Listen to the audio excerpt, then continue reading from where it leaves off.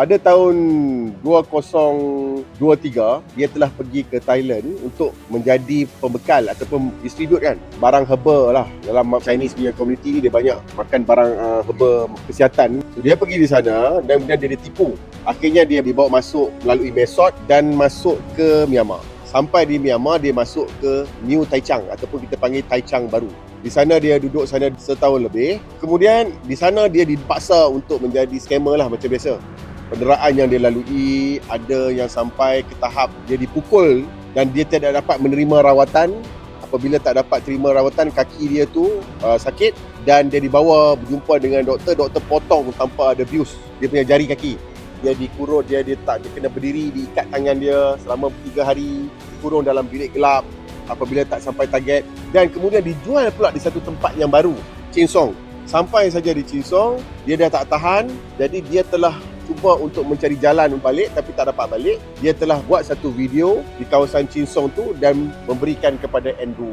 Andrew pula pergi post video tadi kepada wartawan di China yang menyebabkan akhirnya menjadi viral di China. Akhirnya ketua sindiket berada dalam keadaan yang tertekan. Ketua sindiket di Chinsong akhirnya mencari melalui kamera tu, akhirnya dia nampak dia ni yang leak. Dia dikena pukul, kena belasah teruk lah sampai mata dia hampir buta lah, lepam habis dah. Dan sindiket cuba menghubungi Andrew untuk bargain, negotiate supaya delete post tu, tapi Andrew tak angkat pun. Akhirnya negotiation tak dapat. Akhirnya ketua sindiket lepaskan dia. Masa tu saya tengok itu Facebook advertisement, saya ada try to contact dengan itu orang. Saya cakap you kena show itu bukti untuk saya dulu, baru saya dapat percaya kamu you bukan nak jual saya pergi. Memang saya ada cakap dengan dia begitu. Tapi dia betul-betul boleh proof everything. Sampai Bangkok ada orang Thailand dia bawa saya pergi Mesot. Sebab itu orang dia cakap you kena angkat itu barang dekat Mesot sana. Itu jam you tak tahu Mesot lagi? Tak tahu sebab saya first time. Lepas tu dia bawa saya jalan yang macam kampung, jalan kecil punya. Masa tu saya ada fikir tu tempat macam pelik. And then dia bawa saya sampai tepi sungai. Ada satu sampang, dia suruh saya naik. Dia cakap itu barang dekat sana saja. Apa boleh buat, saya ikut saja. And then dia, masa tu saya sudah sampai sana, saya tengok ada 2 army di KBA. Dia pakai pistol macam ni. Dia cakap naik, habis. Habis ya? Ya. Penderaan di Taichung macam mana? Saya punya tangan kena ikat and then ini macam berdiri.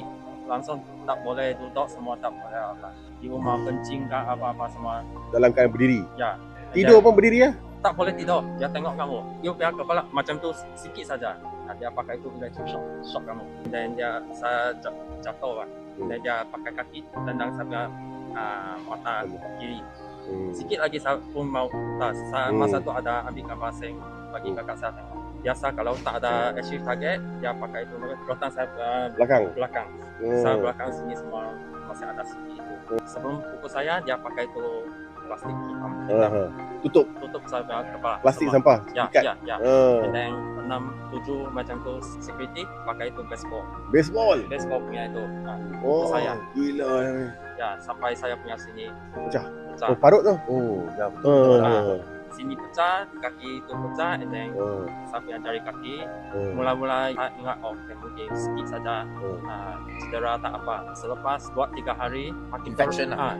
Makin teruk. And then dia cakap nanti saya suruh doktor masuk potong juga kaki itu jari kaki. Dia guna apa potong? Guna itu gunting.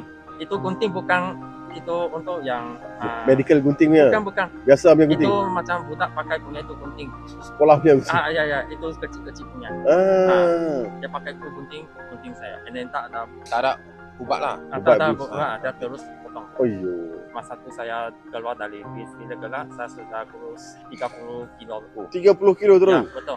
Cabi? Ya, Ya, betul. Gemuk. Gemuk ya.